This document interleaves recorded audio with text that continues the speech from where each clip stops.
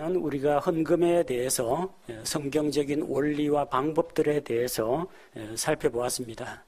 오늘은 성경적인 원리보다는 구체적인 실천의 문제에 대한 겁니다. 그리고 강단에서 목회자들이 제일 말하기 부담스러운 주제 중에 한 가지입니다. 제목 보십시오. 헌금을 얼마나 드릴 것인가. 상당히 답하기 곤란한 문제죠. 그래서 여러분 구체적으로 이래라 저래라 하는 어떤 지침을 여러분에게 말씀드리기 전에 우리가 과연 누구이고 어떠한 존재이고 또 하나님 앞에서 어떠한 마음가짐과 태도를 갖는 것이 옳은지 한번 지난 시간에 공부했던 것들을 다시 되짚어 보고자 합니다. 첫 번째, 우리는 구약시대에 있었던 11조 헌금에 대한 율법을 잘 알고 있습니다. 이스라엘의 각 지파에서는 레위 지파를 지원하기 위해서 의무적으로 강제조항으로 소득의 10분의 1을 바치도록 되어 있었습니다. 뿐만 아니라 이스라엘의 주요 명절 절기에 사용하기 위해서 또 10분의 1을 따로 떼어놓아야 했습니다. 또한 3년에 한 번씩 구제를 위해서 11조를 내라고 하나님께서 말씀하셨습니다. 지금은 구약시대가 아니고 우리는 모세의 율법의 지배를 받는 사람은 아닙니다. 우리는 율법 아래 있지 않고 은혜 아래 있다는 것입니다. 자, 그럼 율법 아래 있지 아니하고 은혜 아래에 있으니까 이제는 마음대로 해도 되느냐? 로마서 6장 15절이 그 문제에 대해서 답을 하고 있습니다. 그런즉 어찌하리요? 우리가 율법 아래 있지 아니하고 은혜 아래 있으므로 죄를 지으리요? 결코 그럴 수 없느니라. 율법은 죄가 무엇인지, 어떻게 살아야 하는지, 어떻게 하면 안 되는지 다 규정을 하고 있습니다. 율법에서 해방되었다는 것이 이런 하나님의 말씀을 마음대로 어기고 자기 마음대로 살아갈 수 있는 자유를 부여한 것이냐? 아니라는 겁니다. 은혜 아래 있다고 해서 율법 아래 있지 아니하니까 마음껏 죄를 짓자는 것은 옳지 않다는 겁니다. 율법에서 벗어나 어떠한 간섭과 구속도 당하지 않고 마음껏 자유방임 혹은 무법자가 되라는 이야기는 아닙니다. 우리 조그만 길거리에 나가면은 교통신호등이 있습니다. 교통신호를 왜 지킵니까? 왜 지켜요? 경찰관 무서워서? 벌금 무서워서? 처벌받지 않기 위해서 교통신호 지킵니까? 우리가 교통신호를 지키는 건 사회적인 약속입니다. 그래서 서로 간의 교통 흐름을 원활하게 하고 또 내가 가야 할 때 너는 기다려주고 너 갈 때 나는 멈춰서고 이렇게 해서 서로 간의 안전을 도모하기 위한 겁니다. 이 신호 빨간불 파란불 몇 초 간격으로 정해놨는데 이거 어기는 사람은 벌하겠다. 그거 하자고 신호등 만든 게 아닙니다. 목적은 뭐예요? 교통안전과 흐름의 소통을 위한 겁니다. 그런데 율법주의자들은 처벌을 받지 않으려고 법과 질서를 지킵니다. 경찰관한테 붙잡히면 안 되니까, 교통감시 카메라에 찍히면 안 되니까, 그것 때문에 과태료, 고지서 날아오면 안 되니까 벌 받지 않으려고 법을 지키는 사람들이 있습니다. 이런 사람들은 경찰 없으면, 감시 카메라 없으면 율법에서 해방되었다 그러면서 마음대로 교통신호를 어깁니다. 그러다가 꼭 새벽에 횡단보도 지나가는 사람 치워 죽이는 그런 사고가 일어나는 겁니다. 보는 사람 없죠? 신호등은 내 신호가 아닌데 다니는 차도 없죠? 속도 내다가 앞에 지나가는 사람을 보질 못하고 쓰러져 있는 사람 어두워서 못 보고 그냥 치고 가는 겁니다. 교통신호 지키는 이유는 벌금이 아깝거나 처벌이 무서워서 그러는 게 아닙니다. 자신과 타인의 안전을 위해서 사회적인 약속과 규범을 지키는 겁니다. 우리는 율법에 매여 있지 않습니다. 그렇다고 해서 율법에서 벗어났으니까 10계명을 지키지 말아야 하는가? 10계명이 뭐라고 했습니까? 살인하지 말라, 간음하지 말라, 도둑질하지 말라, 이런 말씀들이 나옵니다. 그럼 이제 구원받은 자는 살인, 강도, 강간, 사기, 폭행 다 해도 괜찮다는 이야기입니까? 그렇진 않습니다. 율법에서 자유라는 것은 그것을 이야기하는 게 아닙니다. 우리는 율법의 수준보다도 더 큰 은혜의 법 아래 있다는 겁니다. 그래서 법을 마음껏 어겨도 지옥 안 가는 자격증을 취득한 것이 아니라 오히려 율법에서 정하는 그 수준보다도 은혜 아래 있는 자는 더 수준이 높아야 한다는 이야기입니다. 몇 가지만 비교해 보겠습니다. 구약 시대의 십계명 가운데 내 부모를 공경하라 그런 말씀이 있죠. 십계명 이제 안 지켜도 된다, 율법 안 지켜도 된다. 그럼 여러분 교회에서 부모에게 불효하라고 가르칩니까? 아닙니다. 여전히 오늘날 교회는 부모를 공경하라, 웃어른을 대접하라, 예의를 갖추어라 이렇게 가르칩니다. 에베소서 6장 1절에서 3절, 에베소서는 신약 성경이긴 합니다만 구약 성경에 나와 있는 부모에 대한 공경을 그대로 가르치고 있습니다. 내 부모를 공경하라. 신약 시대에도 변함없이 적용됩니다. 은혜의 시대에도 똑같이 적용이 됩니다. 율법에서 이웃을 사랑하고 원수를 미워하라고 했습니다. 예수님은 오셔서 뭐라고 말씀하셨습니까? 너희 원수까지도 사랑하라고 하셨습니다. 이웃을 사랑하고 원수를 미워하라는 것보다 한 단계 수준이 더 높아졌습니다. 성경은 도둑질하지 말라. 십계명에 분명히 나옵니다. 율법에서 해방된 사람은 그럼 도둑질 해도 괜찮느냐? 아닙니다. 신약 성경이 뭘 합니까? 뭘 말합니까? 도둑질하던 자는 다시 도둑질하지 말고 자기 손으로 일을 해서 가난한 자를 도우라고 했습니다. 도둑질 안 하는 것은 당연하고 한 걸음 더 나아가서 열심히 일해서 벌어가지고 가난한 자를 구제하라고 했습니다. 율법의 수준보다 은혜의 수준이 훨씬 더 높다는 걸 말합니다. 율법에서 자유롭게 되었다는 것이 무법자가 된다거나 혹은 도덕 폐기론자가 되는 것은 아닙니다. 오히려 더 수준 높은 삶을 살아야 합니다. 근데 율법에서 자유를 선포하면은 그 자유를 핑계로 자기 욕심을 채우는 사람들이 있습니다. 갈라디아서 말씀은 율법의 메인 이 그리스도인, 또 하나님의 은혜로 구원받았는데 다시 율법으로 돌아가고자 하는 이런 율법주의자들에 대해서 경계하는 말씀입니다. 너희가 율법이 아니라 믿음으로 구원받았다. 성령의 법 아래에서 은혜 아래 있는 자다. 그리스도께서 너희를 자유케 하셨다. 이걸 선포합니다. 근데 이거 선포하면 어떻게 돼요? 자유롭게 되었다. 율법에서 해방되었다. 그럼 마음껏 죄 지어도 괜찮느냐? 방종하는 사람이 나옵니다. 그래서 갈라디아서 5장 13절에서는 여기에 대해서 경계하고 있습니다. 형제들아, 너희가 부르심을 받아 자유에 이르렀으나 오직 자유를 육신을 위한 기회로 쓰지 말고 사랑으로 서로를 섬기라고 했습니다. 자유를 가지고 자기 욕심을 채울 기회로 삼지 말라는 이야기입니다. 교회 강단에서 성도들에게 자유를 선포하면요, 그 자유에 감사하는 마음으로 자유를 선하게 사용하는 사람이 있는가 하면 그 자유를 악용하는 사람들이 꼭 나옵니다. 다른 좀 엄격한 그런 보수적인 교단에서는 주일 성수를 가르칩니다. 적어도 일주일에 하루는 거룩하게 지키자. 그게 안식일 그 계명에서 나온 게 아니라도 주일날을 거룩하게 지키라. 이렇게 가르칩니다. 왜? 그거라도 안 가르치면은 토요일날 전부 가족 여행 가고 등산, 낚시, 골프, 해외 여행 가고 주일날 예배 안 드린다는 겁니다. 우리 교회는 주일 성수는 가르치지 않습니다. 그럼 주일날 마음껏 놀러 다니라 그런 이야기냐? 아닙니다. 우리는 주일 성수가 아니라 7일 성수를 가르칩니다. 왜 주일만 거룩하냐? 일주일 중에 하루는 거룩한 날이고 여새는 거룩하지 않은 날이냐? 7일 가운데 하루는 하나님께 바치고 여새는 세상과 마귀에게 바쳐야 하느냐? 아닙니다. 일주일 다 거룩하게 지켜야 됩니다. 주일 성수가 없다는 것은 어떤 주일 성수라는 율법에서 해방되었기 때문에 주일날 마음껏 개인의 향락을 취하라는 이야기가 아닙니다. 오히려 그 날은 물론이고 다른 날들까지도 하나님 앞에서 거룩한 삶을 살도록 해야 됩니다. 다른 교회에서는 11조는 성도의 의무 해가지고 심지어 11조 안 하는 사람은 교회에서 직분도 안 줍니다.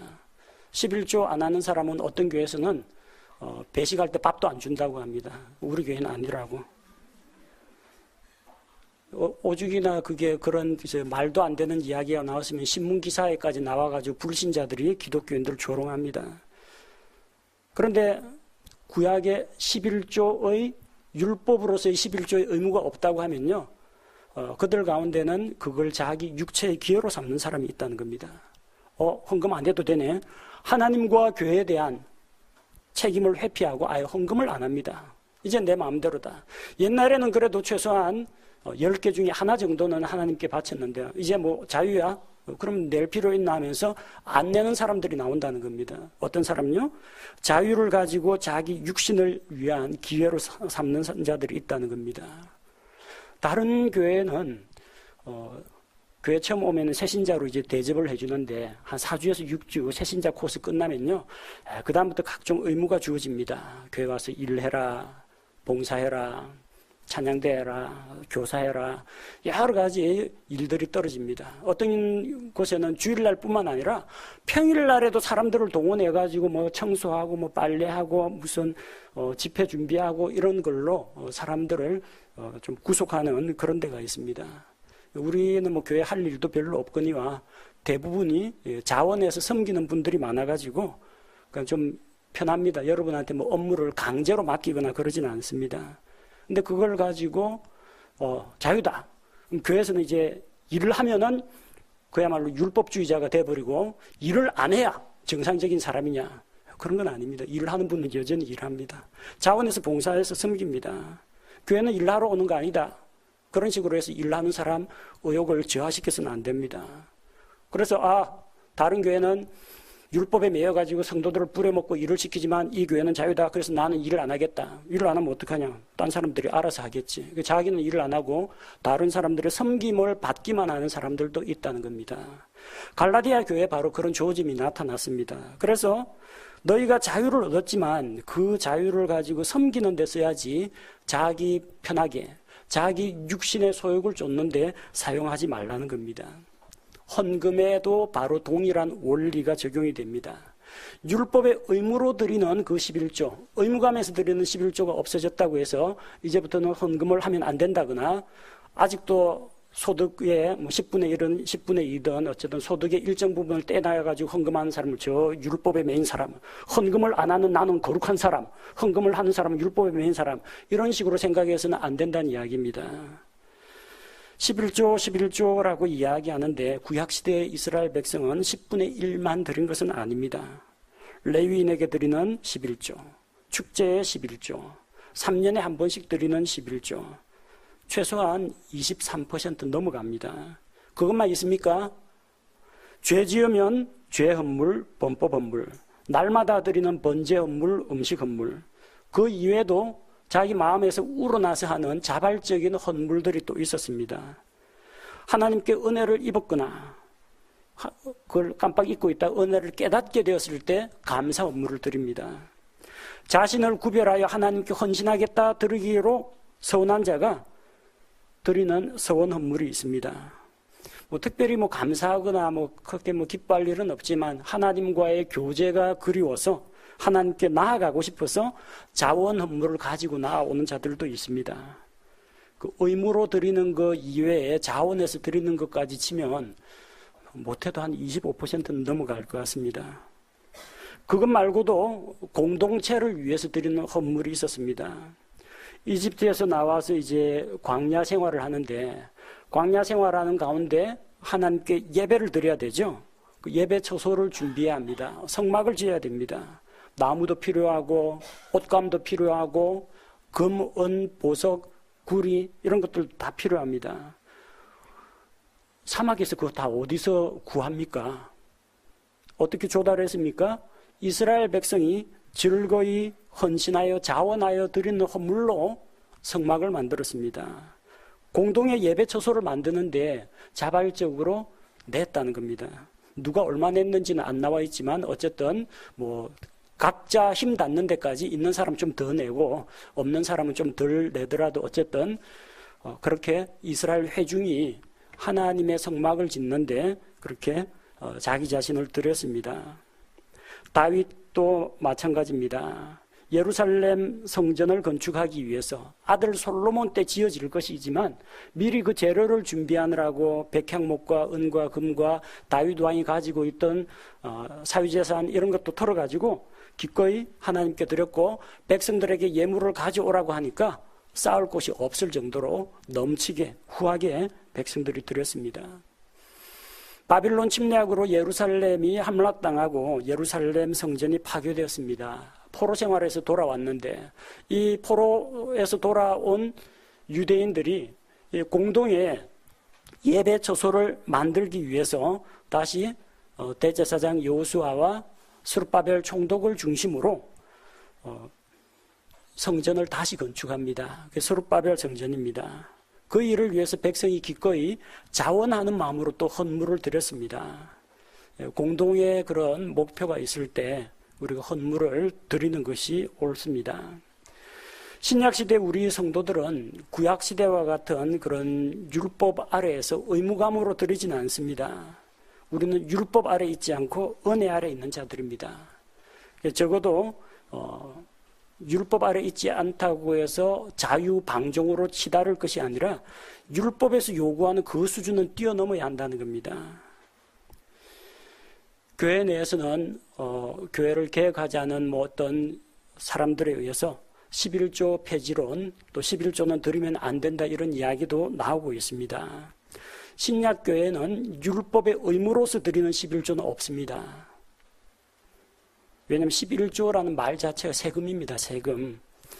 우리나라 전통적인 세금이 용조가 있습니다. 처음에 그 조는 옆에 그 벼 화자가 같이 붙어 있죠. 곡식 바치는 겁니다. 곡식으로 내는 일종의 소득세입니다. 한 해 농사 지어가지고 메탈을 떼가지고 관청에다가 세금을 내는 겁니다. 두 번째 용이라는 건 이제 힘쓰는 겁니다. 마을에 다리를 건설한다든지 부역에 종사하는 거, 노동력을 제공하는 겁니다. 세 번째 조는 이제 똑같은 조인데 한자가 다르죠. 이거는 지방 특산물을 바치는 걸 이야기합니다. 11조 할 때 조자가 그 첫 번째 그겁니다. 곡식으로 바치는 세금입니다. 11조가 지금 있느냐? 11조라고 하면 일단 세금이 되어버립니다. 여러분 세금처럼 교회가 여러분들 월급 통장에서 돈을 떼가느냐? 교회는 그런 거 하지 않습니다. 여러분이 드리는 것이지. 근데 이스라엘에서는 율법 하에서는 이게 세금이었습니다. 그 11조가 맞습니다. 유대인들 그 구약시대 이스라엘에는. 근데 신약교회에서는 드리는 삶은 있지만 11조를 의무로 규정하고 있지는 않다는 겁니다. 또 강제 징수하는 그런 조항도 이 법에도 없고 우리 교회 내교에도 없습니다. 신약교회에서 10분의 1을 드려야 하느냐 말아야 하느냐 논쟁을 하는 분들이 많습니다. 근데 10분의 1을 드려야 한다 그런 규정은 없습니다. 근데 가만히 목사님 말 들어보니까 우리 목사님은 한 수 더 떠가지고 25% 내라고 하더라. 혹시 이렇게 생각하시는 분들이 나올지 몰라서 하는 이야기입니다. 그 구약시대 그 10분의 1은 율법에서 드리는 것 중에 최소한이고 그것도 레위 사람한테 드리는 것만 이야기했을 때 10분의 1이라는 겁니다. 실제로는 20% 다 넘어갑니다. 신약교회에서는 10분의 1을 내라, 10분의 1을 내라, 25%를 내라 이런 규정은 없습니다. 의무조항은 없습니다. 근데 뭘 이야기하고 있습니까? 성도들은 헌금을 미리 준비하고 계획을 세워서 헌금을 하고 지난 시간에 배웠죠? 자원하는 마음으로 드리고 그리고 즐거이 드리고 풍성하게 드려야 한다. 이것은 신약 성경이 분명히 이야기하고 있습니다. 풍성한지 안 한지는 하나님께서 아시겠죠. 저는 모릅니다. 신약 시대에도 11조의 원리하고 정신은 변함이 없습니다. 그 율법의 의무로서 정한 그 제도, 그 구속 요건이 있는 그 율법의 의무 11조는 없어졌지만 11조의 원리와 정신은 변함이 없습니다. 다만 각 교회에서 11조를 마치 세금 떼듯이 수입의 10분의 1, 심지어는 어떤 교회에서는 대출을 받았는데 대출을 받은 금액도 소득이니까 거기서 10분의 1을 떼라고 하는 그런 교회도 있다고 합니다. 혹은 장차 1,000만 원 받기 하나님한테 1,000만 원 벌게 해주시기 원하는 사람은 선불로 11조 100만 원을 미리 그 사채업자 선이자 떼는 것처럼 선납 11조라는 것도 강요를 하는데 그런 거는 성경에는 없습니다. 의무사항은 없습니다. 그러나 신약교회도 11조가 이야기하는 십시일반 정신은 남아있다는 겁니다. 십시일반이 뭡니까? 밥 먹을 밥그릇에 밥이 없는 사람한테 10사람이 한 술씩 퍼주다 보면은 한 10숟가락 모이면 그거 갖고 한 사람 정도 한 끼 먹일 수는 있습니다. 구약시대 성도들이 그렇게 나머지 지파가 레위 지파를 위해서 십시일반해서 성전에서 섬기는 일과 레위 사람들을 위해서 그들의 생활을 보장해 준 것처럼 신약시대에도 교회와 말씀 사역자들을 위해서 드리는 헌금은 있다는 겁니다. 그 명칭이 무슨 헌금이라고 이름을 짓느냐 거기에 상관없이 어쨌든 그런 종류의 헌금이 있다는 겁니다. 또 과연 얼마를 드려야 하느냐 액수에 대한 그런 요구사항은 혹은 비율에 대한 사항은 없다고 할지라도 신약시대에도 소득에 비례한 헌금은 있다는 이야기입니다. 11조를 반대하는 사람들의 계산은 대부분 이렇습니다. 11조의 가장 큰 특징이 뭐냐면은 소득에 비례해서 낸다는 겁니다. 그래서 1,000원짜리 용돈으로 받은 애가 100원 떼는 것은 별로 어렵지 않습니다. 내면 잘했다고 또 그 보상을 해주거나 1,000원을 더 주거나 그러기 때문에. 근데 만약에 어릴 때부터 그런 드리는 훈련이 안 돼 있으면은 1,000원 다 내 거야라는 그런 생각을 갖고 있으면요. 나중에 직장 구해가지고 월급 받아도 떼기 힘듭니다. 1,000원에서 100원짜리 떼는 것도 아까운 사람이 나중에 월급 한 500만 원 받아 50만 원 떼라고 하면요. 똑같은 10분의 1이 50만 원씩이나 하면서 아까워서 못 드립니다.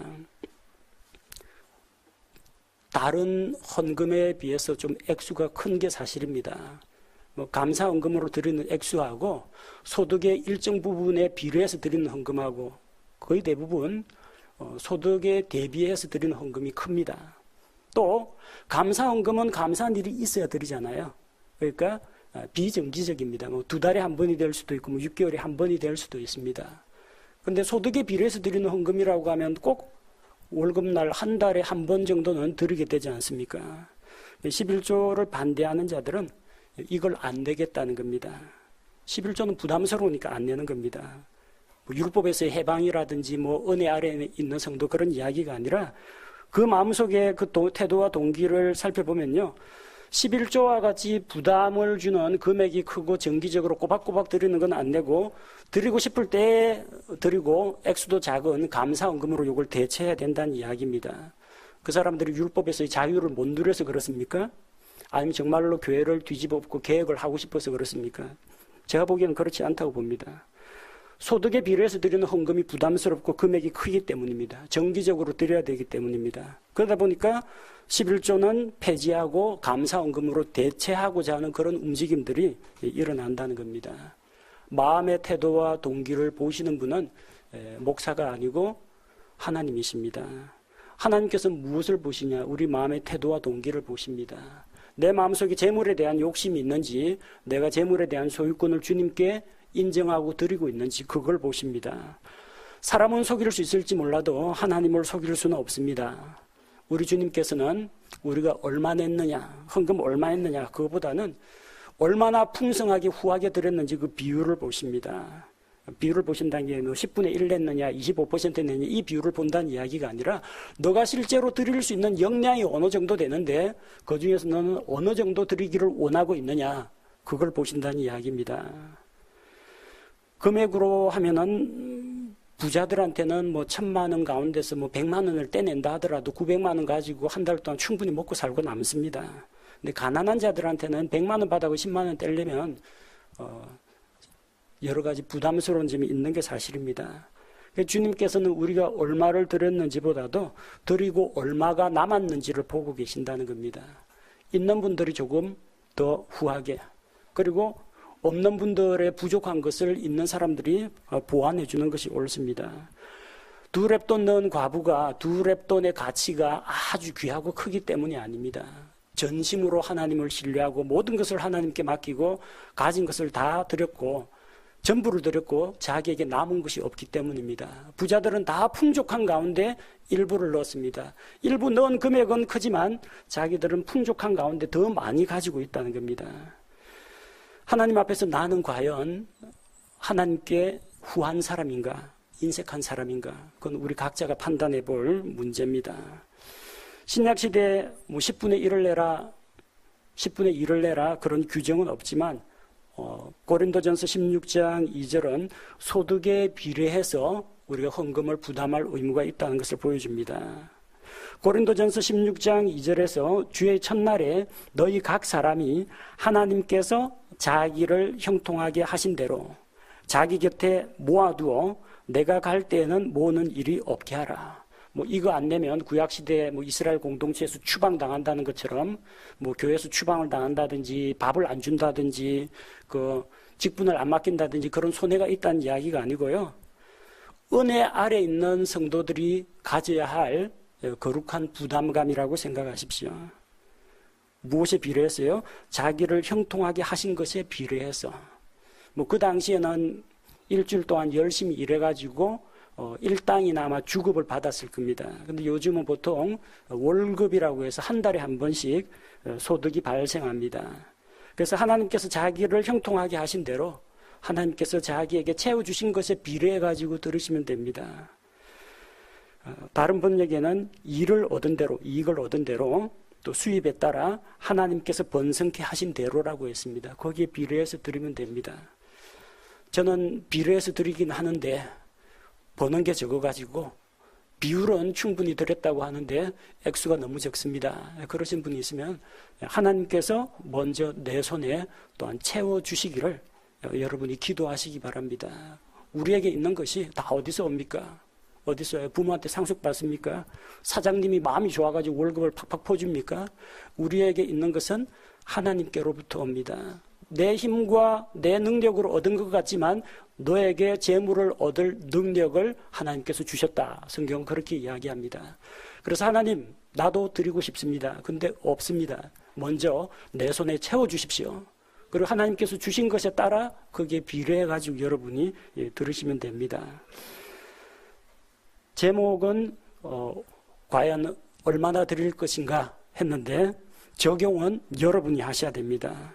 먼저 모든 것이 주님의 것이다. 이 사실을 입술로 고백하십시오.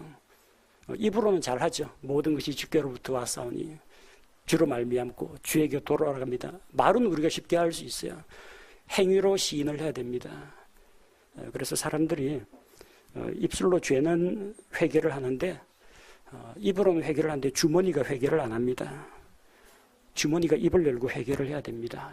그 주머니가 내 거 하고 붙잡아 놓고 있는데 모든 것이 주의 것입니다라고 주머니가 먼저 회개해야 됩니다.